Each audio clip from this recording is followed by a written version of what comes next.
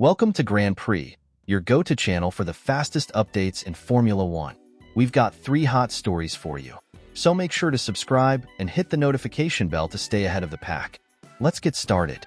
Hello friends and welcome back. We are continuing our coverage of the Brazilian Grand Prix, our home GP, and today we need to focus on a story that is both heartbreaking and heartwarming, involving Brazil's own Gabriel Bortoleto. The anticipation for Bortoleto in his debut season to race in front of his home crowd was absolutely immense. The entire weekend was built around this moment. Unfortunately, on Sunday, that dream turned into a nightmare. Gabriel had an incredibly complicated and brief race at Interlagos, which ended in disaster with a retirement on the very first lap. For a driver at his home race, this is the worst possible scenario. The frustration and disappointment were palpable. But what happened after the race is the real story. Following the conclusion of the Grand Prix, the Sauber driver returned to the pit lane. As is tradition at Interlagos, thousands of passionate fans flooded onto the main straight, creating a sea of people. Even though he was visibly and understandably frustrated by the premature end to his race, Bortoleto made a point to go out and face the public. He didn't hide in the garage. Instead, he walked toward the crowd, distributing autographed Sauber caps, taking as many photos as he could, and waving to the fans who were chanting his name. It was a true sign of his character. The most emotional moment, however, came shortly after. He made his way back into the pit lane to meet his family, who were anxiously waiting for him. As he found them and embraced his grandmother and his father, the professional composure he had maintained for the fans finally broke.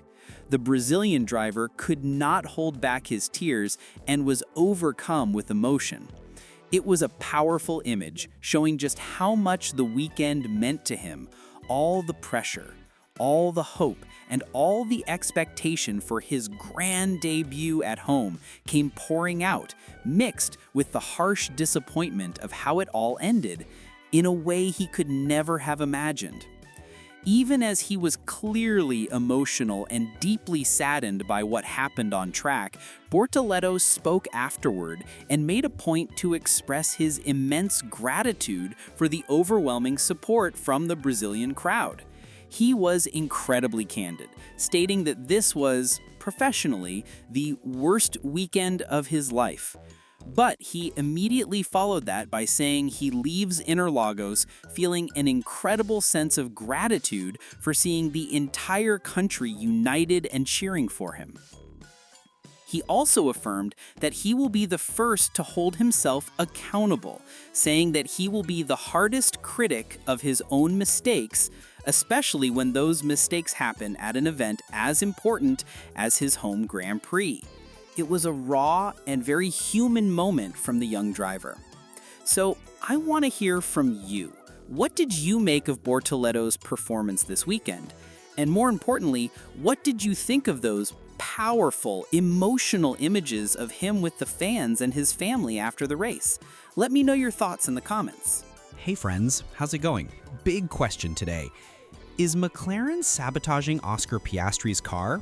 Or has the Australian simply lost his confidence?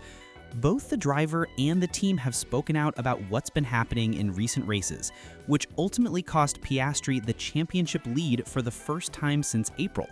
Let's break it all down. And of course, a video this complete deserves your subscription. We're entering the decisive stretch of the season, heading toward the Brazilian Grand Prix, and you don't want to miss any of the action. So make sure you're subscribed, notifications on, and drop a like. That way YouTube alerts you whenever a new video comes out, always with the very best of Formula One. Now, back to Piastri. The young Australian hasn't been in his best form this season. At the Mexican Grand Prix, he once again suffered from a mysterious lack of pace compared to his teammate Lando Norris, and that poor performance cost him the championship lead. In qualifying, he was more than half a second slower than Norris, only managing P7 on the grid, and that was with help from Carlos Sainz's penalty. This isn't just a one-off. For several races now, Piastri has looked unsettled, making small mistakes and struggling to match Norris's rhythm. And naturally, when that happens, the rumors start flying. Some fans are already speculating that McLaren might be giving preference to Norris, or even, in the more extreme theories, sabotaging Piastri's car. But what's really going on? Piastri himself addressed the situation this week. He admitted he initially wondered if there might be lingering damage from the United States GP, where the bumpy track made the car bottom out badly. But after a detailed analysis with the team, they found no signs of mechanical failure. Team principal Andrea Stella was very clear. There is nothing wrong with the car. Instead, Stella pointed to driving style and track conditions. He explained that Norris excels in situations with low grip and sliding tires, exactly what we saw in Austin and Mexico, while Piastri shines on high grip circuits where his precise style works best. Stella reminded everyone that this is still only Piastri's third season in Formula One, and that ups and downs like this are part of his development curve. During practice sessions, engineer Tom Stollard noticed that Norris was gaining significant time in the heavy braking zones, especially at turns 1 and 12. Piastri tried to adapt, braking later and stretching his deceleration to match Norris's approach, but that adjustment cost him speed in other areas, particularly the fast-flowing sections and the stadium sector. In other words, the gap wasn't about equipment, but about adapting to conditions. Piastri reinforced this message in his own words. He admitted in the last 2 races he hasn't been able to use his natural style of driving. Instead, he's been forced to tweak things, which left him less comfortable behind the wheel. But he was adamant. He hasn't lost confidence or ability.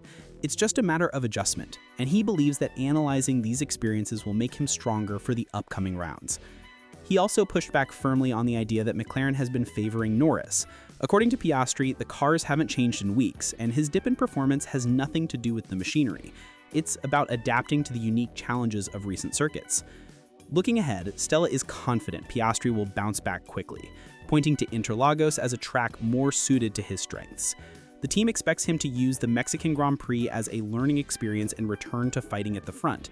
Still, the reality is harsh. The championship lead is gone, and if Piastri doesn't recover fast, Norris or even Verstappen could take full advantage. The next few races will be crucial to prove whether this is just a temporary slump or a real turning point in the title battle. So now I turn it over to you. Do you think McLaren has truly been fair with both drivers, or is there an internal push to make Norris the clear number 1? And most importantly, can Piastri recover in time to still fight for the title? Drop your thoughts in the comments below.